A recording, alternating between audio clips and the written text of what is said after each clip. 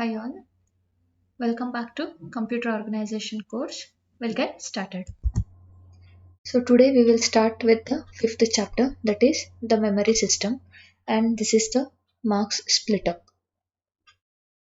Okay, so first we will see some basic concepts here. So as we all know, the programs and the data that they operate on, they will be held in the main memory of the computer. Okay, so it is also important to have a large memory that will facilitate the execution of the programs that are large and it deals with a huge amount of data.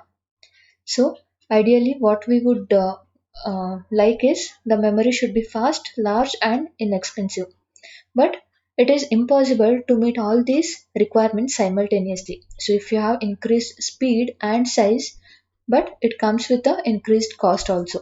So to solve this problem, the work is going on to develop a clever structure that improve the apparent speed and size of the memory but at a reasonable cost. Okay. The maximum size of the memory that can be used in any computer, it is determined by the addressing scheme. For example, if you have a 16-bit computer, then it generates 16-bit addresses which is capable of addressing up to 2 raised to 16, that is 64k memory locations. Okay. So similarly, if you have 32-bit address, then the memory that contains 2 raised to 32, that is 4 giga memory locations. If you have 40-bit address, then it means 2 raised to 40, that is 1 tera memory locations would be present. Okay. So the memory is usually designed to store and retrieve the data in word or length quantities. So, the number of bits that are actually stored or retrieved in one memory access is the most common definition of the word length of the computer. If suppose we consider, for example, 32-bit address, suppose it is sent from your processor to the memory unit, that means in that 30-bit address, the higher 32-bit, so the higher order 30 bits, it will determine which word will be accessed, and the lower 2 bits, it specifies the address, or the lower 2 bits of the address, it specify which byte location has to be involved. If suppose in read operation, other bytes may be also fetched from the memory, but it would be ignored by your processor. So if there is a write operation, byte write operation, okay, that means the memory must ensure that the contents of other bytes of the same word are not changed. So from a system standpoint, we can view the main memory or memory unit as a black box. So the data transfer between your memory and the processor, takes place through use of the two processor registers, that is MAR and MDR, as you can see here, right? This one, MAR and MDR. So whenever the address is MAR, that means memory address register, it will hold the address of the memory location which has to be accessed, read or written. Okay. So when that particular memory location is accessed, the data can be read from it, or it from the MDR the data can be written into your memory. So if MAR is k bits long, as seen in the diagram, right? So say suppose MAR is k bit k bit long. So then what we will say is the memory unit may contain 2 raised to k addressable locations. Okay. So we say that your entire memory, it contains 2 raised to k addressable locations, and the data transfer takes place through your data bus which is n bits long. So this specifies the word length, that is word length should be n bits. Apart from your address and bus, it also contains control lines. The control lines may be, it can contain the signals such as read, write or memory fetch complete. Okay, sorry, memory function completed, MFC. So even that signal can be contained in your control lines. So these are the things which your basic diagram shows, which is connection between your memory to the processor. So this connection to the memory and processor we had also seen in this first chapter, right? Okay. Now the processor, whenever it wants to read the data from the memory, what it has to do, it has to load the address of the required memory location into the MAR register. So how it would store the register, like whatever the address, memory location address is there, it would be contained in your MAR, and a read control signal has to be generated. That means read by write should be 1. Okay. So the memory responds by placing that particular location's data into the data lines of your bus and confirms this by sending the memory function complete signal. So upon receiving this memory function complete, your processor, it will understand that the reading or fetching of the data has been completed, and it loads the data onto the data lines, or from the data bus it loads the contents into the MDR register. Now say suppose your processor wants to write something into the memory location. First what it has to do is it has to load the address of the location into your MAR register, then load the data into MDR register, then it has to indicate the write operation by setting these control lines, that is read by write, as 0, right? So whenever read operation is there, it should be control line R bar W, it should be 1. This is read bar write, okay, dash. So whenever read operation is there, then this signal would be 1, and whenever the write operation is there, then the signal would be 0. If suppose the read or write operation, it involves the consecutive address locations in the main memory, then a block transfer operation has to be performed, wherein only address sent to the memory is the one that identifies the first location. That means block transfer is nothing but, instead of fetching one memory location, what you have to do, you have to read or write into a block of memory location. In that case what will happen, the first address of the memory location would be specified by the processor, then the next would be done automatically. So first we will now talk about semiconductor RAM memories, their internal organizations and all. Okay, so let's see what are RAM memories.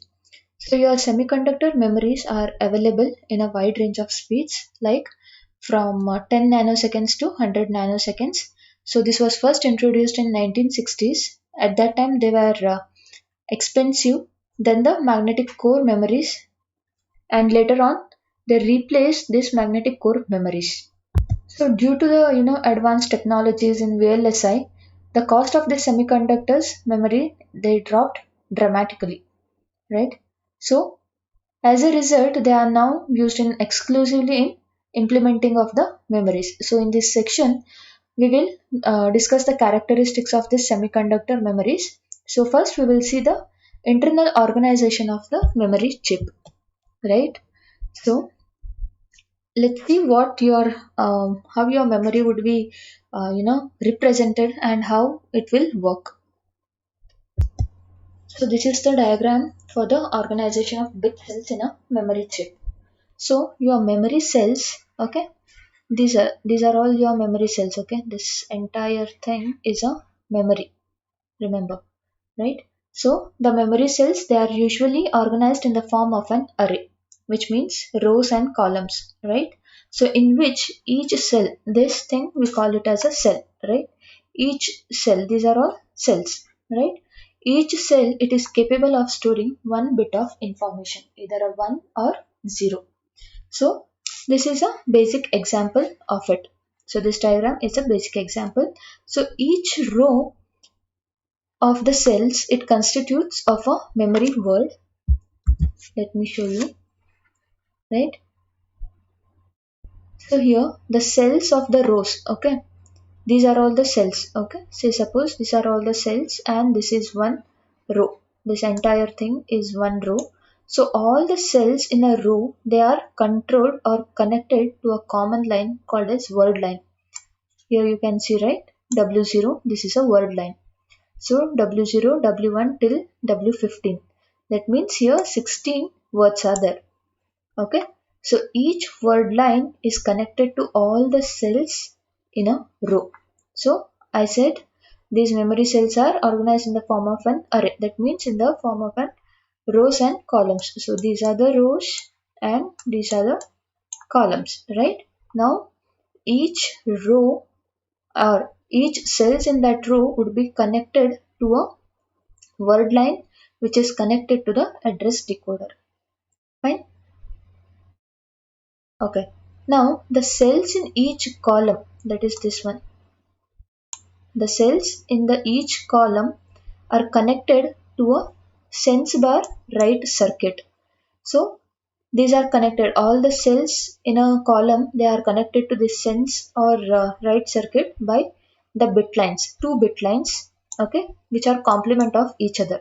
Say suppose B0, B0 dash, B1, B1 dash till here, B7, B7 dash. That means 8 bits are present here. Okay. So during a read operation, what will happen is, so here you can see, right, data input and output lines. So input also from the same line it should go, output also it should come from the same line. So here B0 to B7, that means 8 bit of information can be given or could be fetched out. So during a read operations, this sense by write circuit or this circuit sense or read the information that are stored in these cells which are selected by your word line and then transmit the information to the data lines, that is output. So whenever you want to write something into the cells, then this sense bar write circuit, they first receive the data from the device, then whichever the word line has been selected into that particular cells only they will write the data. Okay, so this diagram it shows a very small memory chip wherein 16 words are there and 8 bits are there. Okay, that means W0 to W15 you have 16 words and each word has 8 bits. That means it is 16 into 8 memory organization. So this example is for 16 into 8 memory organization. So here what we have is like how many external connections are there. First we have to check. So here your sense bar write circuits, these are connected to a single bidirectional input output line. Okay, from this single bidirectional line only input has to be taken and output has to be given. Okay, then apart from that you have two control lines or signals, that is read bar write and this is CS, chipset select. Okay, so this read bar write in signal, whenever this is 1 it is read operation and 0 it is write operation. Now this chip select comes into picture only when you have multi-chip memory system. So here it doesn't come into picture. Only when you have multiple chips, then only this would be selected. Okay. So apart from that, we have here address decoder, right? So this address decoder, what it does is like it takes input and converts it into 2 raised to n outputs. Okay. That means here we have W0 to W15, that means we have 16 words.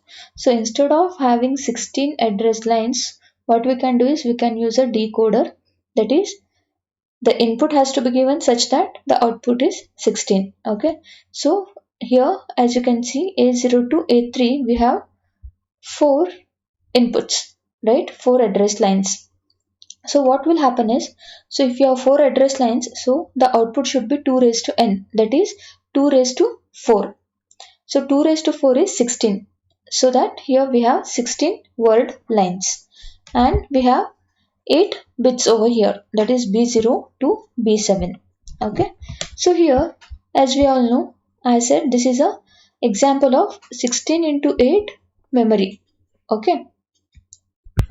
That means altogether 128 bits can be stored here. So 16 into 128, 16 into 8 is 128, right?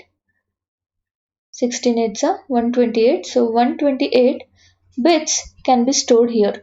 So if you count here from here to here, like the entire array structure, it would contain 128 bits. And for to control these 128 bits, so how many external connections we need? So we have to count now. So external connection in the sense these things, the address, whatever the output, the control signals, whatever these things, right?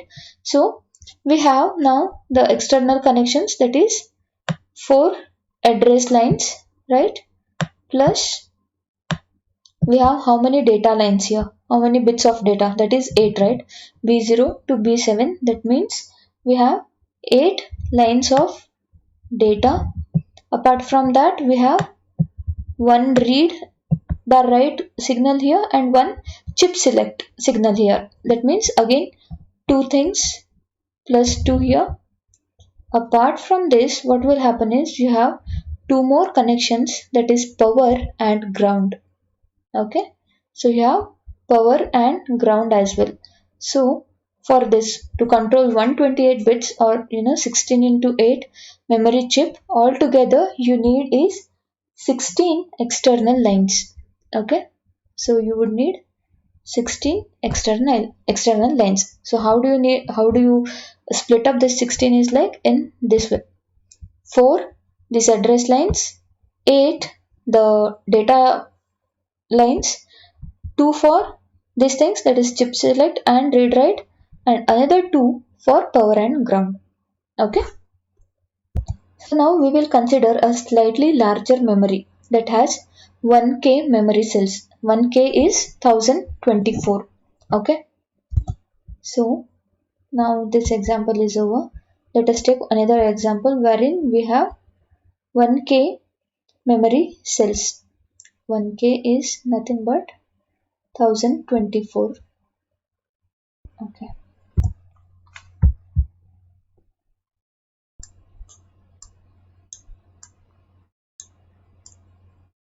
Okay. So you have to organize now 1024 memory cells. So how can we divide it, right? So the one example what we can one way how we can do it is like you used to have 128 into 8 memory size. I'm sorry. So that is 128 into 8 memory chip. Okay, so 128, how you can divide this 1024 cells is like you can have 128 into 8 size, that is you can have a circuit like this one. So in that 128, 8 is your data input output lines, that is 8 bits. So other 128 is your word lines, right? Now you have to decide how many external lines should be there. So first thing, as we all know, 8 is already present, that means 8 is a common data line, plus 2, this is common, this read bar write and 2 chip select, so that is 2, and we have in common, that is another 2, that is power and ground. Now for address, you need to check 2 raised to how much is 128. Okay, so 2 raised to 7 we can have the value 128, so that means 7, if you give a decoder 7 inputs, you can have 128 outputs. Okay, so for 1024 memory cells you can have a 7 word input line, address lines, so that whenever you give the input you can have 128 word lines. Okay, that means here 7 is the address lines, 8 is the data lines, 2 for power and ground, and another 2 for read bar write and chipset select. Sorry, it is chip select. Okay, so altogether for 128 into 8 memory, you would need 19 external lines. Okay, 19 external lines. These are common. Only thing what you have to check is 128 into 8 means 2 raised to how much is 128, so that this is your address line. So this is one variation. Another variation for the same 1024 memory cells is like, instead of 128 into 8, what you can have is 1024 directly into 1. Okay, so 1024 into 1 you can have. So 1 means altogether again 1024 you can divide it in 128 into 8 or 1004 into 1. So your 1 represents the data input output line. That means you have only one column wherein you have 1024 word lines. So now consider here, now you have to see 2 raised to how much is 1024. That is 2 raised to 10. Okay. So 10 is our address lines. If you give the address decoders 10 address lines, then you would have 1024 outputs. So 10 is our address line. The data line is only 1 here. The other two things remain same, that is power and ground, two things, read write and chip select. So altogether we have 15 external lines for the 1024 memory cells. So the memory cell arrangement for the 1024 or 1K memory cells, you can have 128 into 8 memory or 1024 into 1 memory. Okay. So how can we represent 1K into 1? That is 1024 into 1 memory chip is like this one. This is one arrangement or organization of 1K into 1 memory chip. Okay. So here you have 10-bit address. So we had already seen, right? 1K into 1 means you should have 10-bit address. That is this one. So your 10-bit address, again, it can be divided into 5 groups of each. So the 5 bits, it represents the row. The another 5 bit, it represents the column. Okay. Now a row address, it selects a row of 32 cells via this 5-bit decoder. That means if you give 5-bit addresses, then if you have a decoder here, 2 raised to how much? 2 raised to 5 is how much? That is 32. So that means if you give 5 inputs over here, you can have 32 word lines. Okay. So and these can be accessed in parallel. But the column address you have, right, 5-bit column addresses. So whenever you apply these column addresses, only one of these cells would be connected to the external data line by the output multiplexer and your input demultiplexer. Okay. That means whenever you give the row addresses, all these 32 word lines can be accessed in parallel, but whenever you apply column addresses, only those cells would be selected or particular cells would be selected wherein you have provided your column address. Again, you have to make sure here there is only one data input output which is bidirectional. You have two signals over here, chip select and read write. Your sense bar write circuitry is over here, and this is 32 into 32 memory cell array. You have 32 to 1 output multiplexer and input demultiplexer. So out of 32, only one has to be selected and output has to be given. And input whenever you take, it should be 1 is to 32. Okay. So this is a simple organization of 1K into 1 memory chip. Next we will talk about static memories. Okay. So this is a diagram of a static RAM cell. Okay. This thing, okay, consider this diagram over here. So now in the static memory cell, that is the diagram which we just now saw, we will just talk about this one cell itself. Okay, just one cell we will consider, right? So this is an example of it. What your one cell contains is this thing. Okay. So memories that consist of the circuits which are capable of retaining their state as long as the power is applied, we call them as static memories. So this is one example of it, static RAM cell. So just one cell, it contains two inverters which are cross connected to form a latch. So these are inverters. Okay. These two are inverters, but these are cross connected. Now whenever these two inverters are cross connected, it will form a latch. Now this latch is connected to these bit lines B and B dash via transistors. Okay, transistor T1 and T2. Again this B and B dash are connected. This is a column, right? So this is connected. At the end it is connected to sense bar write circuit. Again these T1 and T2, which are transistors, they are controlled by your word line, and this word line is connected to your address decoder. Okay. So whenever this word line is at ground level, that is power off, these transistors T1 and T2 are powered off, or these are turned off, so that the latch remains in its state or it retains its state. For example, if we consider the say suppose this latch is at state 1, that means suppose at the point x it is 1, that means here 1 is applied.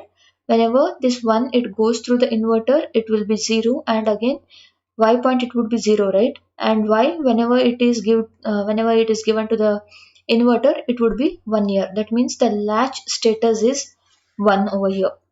Okay, and this status 1 is maintained as long as the signal is on the word line which is at the ground level. Okay. Now let us see the read and the write operation on this SRAM cell. Okay, first we'll talk about read operation. So whenever you want to read the content of this latch, what you have to do is you have to first activate this word line. So whenever you activate this word line, what will happen is this T1 and T2 transistors, that are switches, those will be closed. So if the cell is at 1, that is the state, the latch now contains suppose the value 1, what will happen is the signal on the bit B would be high, that is at point X whatever the content would be there, it would be transferred to bit line B, and whatever the complement of that would be placed on the B dash. Okay, so if suppose the state is 0, then what will happen is B would become 0 and B dash would be 1. So whenever these contents are placed on B and B dash, what will happen is the sense bar write circuits, which will be present at the bottom, right? So these circuits, they will monitor the state of B and B dash. So after that, after monitoring, what your sense bar write circuit will do is they'll set the output accordingly. I'll repeat the read operation once again. So whenever you want to read the content of the of the cell in SRAM, first what you have to do is you have to activate this word line. So whenever you activate this word line, your transistors that are T1 and T2, these act as switches, these will be closed. Once these will be closed, whatever the content of this point X would be transferred to the bit line B. So you have B and B dash over here, right? So B dash is complement of B. Suppose X contains the value 1 or latch contains the value 1, then B would be placed with value 1 or high, then B dash would be 0. Otherwise, if suppose this latch or the cell contains 0, then B line would contain 0, B dash would contain 1. So this B and B dash lines would be connected to your sense bar write circuit, and this circuit, it will continuously monitor the status of B and B dash, and it sets the output accordingly. So this is the read operation. Now say suppose if you want to write something into this particular cell, then what you have to do is, so you have to place the value or the content on the B and B dash lines. Now this will be done by your sense bar write circuit. So whenever you take the input or from your devices, what you have to do, first your sense bar write circuit, they will have the data. Now this circuits, it will place the proper data on B and B dash lines. So once once the content is placed on B and B dash, what will happen is this word line would be activated. So once this word line is activated, it forces the contents of the B and B dash to be placed into your cell. This is how you can perform a write operation. Okay. So next we will discuss, okay, these are the same or the contents whatever we discussed for this SRAM read write operation. The next thing we will study is CMOS cell. Okay, CMOS, it refers to complementary metal oxide semiconductor. Okay, so this diagram is for CMOS memory cell. It is same as your SRAM cell, that is static RAM cell. The only difference what you can see here is the latch portion. How these latches are um, you know designed. So here you have transistor pairs T3 and T5 and T4 and T6. So these forms the inverters. So in the SRAMs we had seen two inverters, right? So instead of those two inverters you have now transistors in that place. So T3 and T5 it forms one pair, and T4 and T6 forms the another pair. Okay, the state, and here you have supply and ground as well. The read or write operation is similar to your SRAM. So for example, in state 1, let me just, yeah. So in state 1, the voltage at point X is maintained high by having your transistor T3 and T6 on, while your T4 and T5 would be off. That means if T1 and T2 are turned on, then the bit lines B and your B dash will have high and low signals respectively.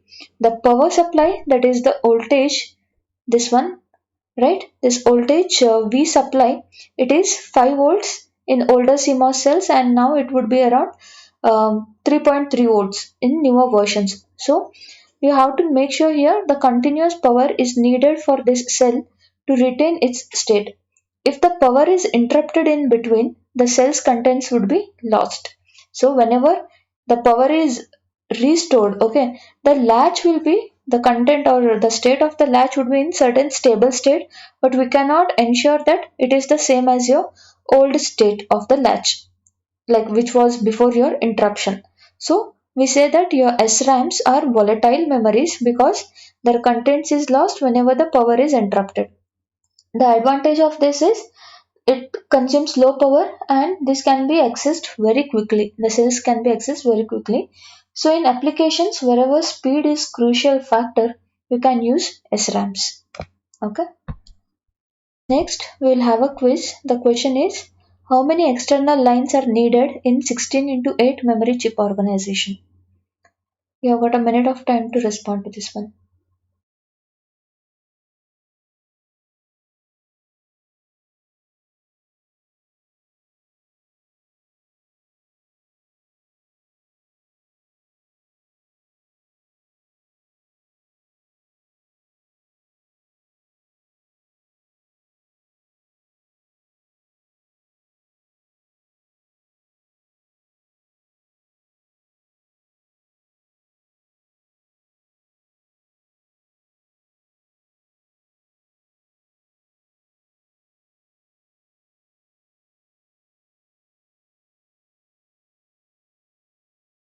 Okay, time up.